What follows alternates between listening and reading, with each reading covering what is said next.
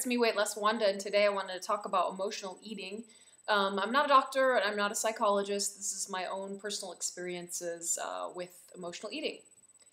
So I define emotional eating as any time when you have experienced pain in your life. It could be the death of a friend or a family member, rejection of a loved one, or getting fired from work.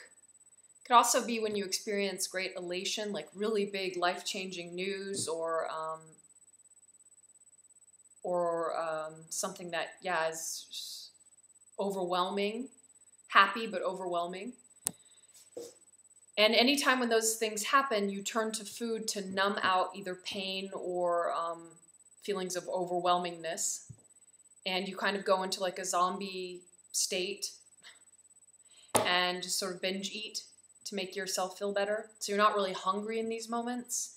It's more just to comfort you because it tastes good and it's going to make you feel better. It doesn't always make you feel better, does it? Because after you eat the box of cookies, the loved one is still gone. You're still unemployed, or you're still rejected by that loved one.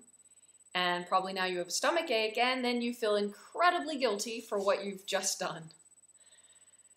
Breaking the cycle of emotional eating has been really important for me because I don't want to spend my whole life turning to food to make me feel better. I want to turn to food when I'm hungry, to eat something that's healthy and that will give me energy, but not just gobs and gobs of macaroni and cheese, or ordering a pizza or a box of cookies that's unhealthy and actually doesn't make me feel any better, My tips for stopping emotional eating has been really, and why I advocate South Beach. But again, whatever works for you guys. If you're not doing South Beach, that's fine. This is what I happen to be doing. It's because those first few weeks you cut out like sugar and bad carbohydrates, and those were all my comfort foods. I mean, who turns to salad for comfort? Not me. I wouldn't make myself a healthy Greek salad, when I was upset. That's not how it worked. And so I got this comment from a subscriber that was like, this sounds like a really hard diet and you really haven't lost that much and blah, blah, blah, which was annoying. But the reason I think she's wrong is that it's not just about pounds for me. It was cutting out this emotional eating. That's why it's been so hard. That's why it's been so difficult. Those foods that lifted me up, or at 4 o'clock in the afternoon made me feel better, or when something was going wrong, wandering into my kitchen, taking those out of my life for 2 weeks, that was hard.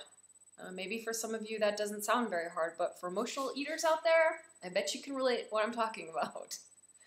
So that was one strategy, was going through the South Beach and cutting that out of my life. And now they're just not.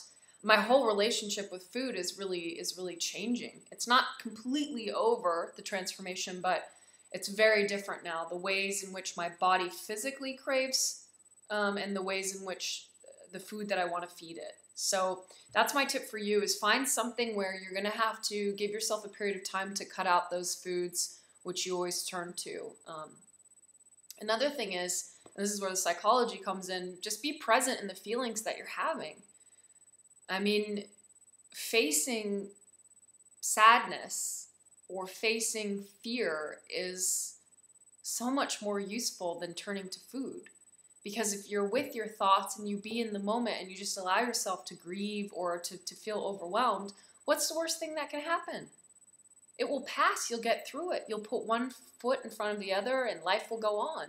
But you can't just shove food down your mouth or your throat and make it go away. That doesn't happen.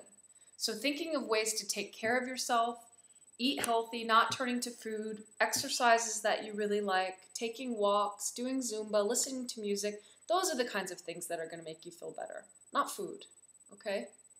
So that's my quick update on emotional eating. I'll just say personally, and I debated about whether or not, just move this back, feels really close. I debated about whether or not I was going to put this part in the video, but it might speak to some of you out there, and it might help some of you if you're going through or have gone through the same thing. I first turned to emotional eating after my son was born. He was born 3 months early in my 26th week of pregnancy, and it was just a complete and total nightmare. From one day to the next, I was having a healthy pregnancy, going to prenatal yoga, everything was fine, to literally delivering a 2.5-pound baby, my son, who we weren't sure whether he was going to live or not. You know, pumped oxygen, feeding tubes, incubators, you know, you name it, the works to keep him alive. And doctors still don't know why it happened. It just did. He came into this world 3 months early, and basically after that moment, for the first year of his life, I was under acute stress and panic, but also elation to know that he lived another day and that he was going to make it and that he was getting stronger, which I talked about. Emotional eating isn't just sad feelings. It can be like, oh my God, yes, you know?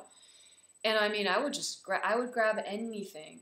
You know, grilled cheeses, breads, you name it. I definitely ate when I wasn't hungry. And anytime that's how I coped with stress, was food. That was the one thing that I looked forward to. And that was the one thing that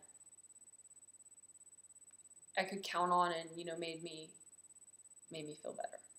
I wasn't going to the gym at that point, you know. Wasn't taking care of myself. The only thing I could think about was taking care of my son and numbing any kind of worries and anxiety and pain with food. So that's my story.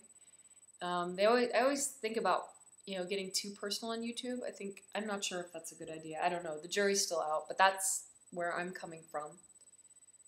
And that's what I have to say about emotional eating. I hope you guys all are having a good weekend. Today's not weigh-in day. Well, I don't really have an official weigh-in day on this channel, but I'm down 12 pounds total now. I'm excited. I'm happy, you can tell. Totally happy. I've been working hard, been doing my exercises, I did my, the September goals, I did my arms, I did 2 Zumba classes this week, I had a couple of walking tours, so I've been pretty active and watching, what I eat, and I'm hoping to get to some classes next week. Next week is going to be, or this week, is going to be really, really hard.